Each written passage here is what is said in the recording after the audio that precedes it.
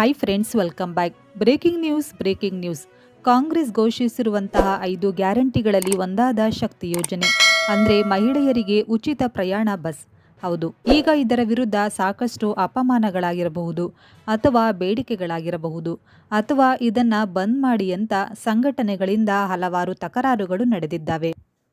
ಇದರ ವಿರುದ್ಧ ಕಾನೂನು ವಿದ್ಯಾರ್ಥಿಗಳು ಹೈಕೋರ್ಟಿಗೆ ಮನವಿಯನ್ನ ಕೂಡ ಸಲ್ಲಿಸಿದ್ದರು.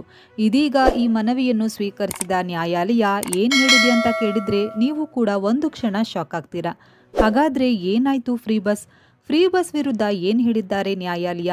ಸಂಪೂರ್ಣ ಮಾಹಿತಿಯನ್ನ ಈ ವಿಡಿಯೋದಲ್ಲಿ ನೋಡೋಣ ಬನ್ನಿ. ಅದಕ್ಕಿಂತ ಮುಂಚೆ ನಿಮ್ಮ ಪ್ರಕಾರ ಫ್ರೀ ಬಸ್ ಇರಬೇಕಾ ಬೇಡ್ವಾ? ತಪ್ಪದೆ ನಿಮ್ಮ ಅನಿಸಿಕೆಗಳನ್ನು ಕಮೆಂಟ್ ಮಾಡಿ. ಹೌದು ಸ್ನೇಹಿತರೆ, ಫ್ರೀ ಬಸ್ ವಿರೋಧ ಅರ್ಜಿ, ಹೈಕೋರ್ಟ್ ತರಾಟೆ. ಉಚಿತ ಬಸ್ ಪ್ರಯಾಣ ಯೋಜನೆಯಿಂದ ಹಲವಾರು ಸಮಸ್ಯೆಗಳು ಸೃಷ್ಟಿಯಾಗುತ್ತಿವೆ ಎಂದು ಸಾರ್ವಜನಿಕ ಹಿತಾಸಕ್ತಿ ಅರ್ಜಿ ಸಲ್ಲಿಸಿದವರಿಗೆ ಹೈಕೋರ್ಟ್ ಕುಟುಕಿದೆ. ಉಚಿತ ಪ್ರಯಾಣ ನೀಡಿರುವ ಸೌಲಭ್ಯ ನೀಡಿರುವ ಯೋಜನೆ ಪ್ರಶ್ನಿಸಿರುವ ನಿಮಗೆ ಮುಂಬೈ ಲೋಕಲ್ ರೈಲುಗಳ ದಟ್ಟಣೆ ಅರಿವಿದೆಯೇ ಎಂದು ಮುಖ್ಯ ನ್ಯಾಯಮೂರ್ತಿ PB ವರಾಳೆ ಪೀಠ ಪ್ರಶ್ನಿಸಿದೆ. ಯೋಜನೆಗೂ ಮೊದಲು ಸಂಚಾರ ಸುಗಮವಾಗಿತ್ತ? ಯೋಜನೆಯಿಂದ ದಟ್ಟಣೆ ಉಂಟಾಗಿದೆಯೇ? ಯಾವ ರೂಟ್ಗಳಲ್ಲಿ ಪ್ರಯಾಣಿಕರ ದಟ್ಟಣೆ ಇದೆ ಎಂದು ಪ್ರಶ್ನಿಸಿದೆ. ಈ ಬಗ್ಗೆ ನೀವೇನು ಹೇಳ್ತೀರಾ? ತಪ್ಪದೆ ನಿಮ್ಮ ಅನಿಸಿಕೆಗಳನ್ನು ಕಮೆಂಟ್ ಸೆಕ್ಷನ್ನಲ್ಲಿ ಕಮೆಂಟ್ ಮಾಡಿ ತಿಳಿಸಿ. Thank you.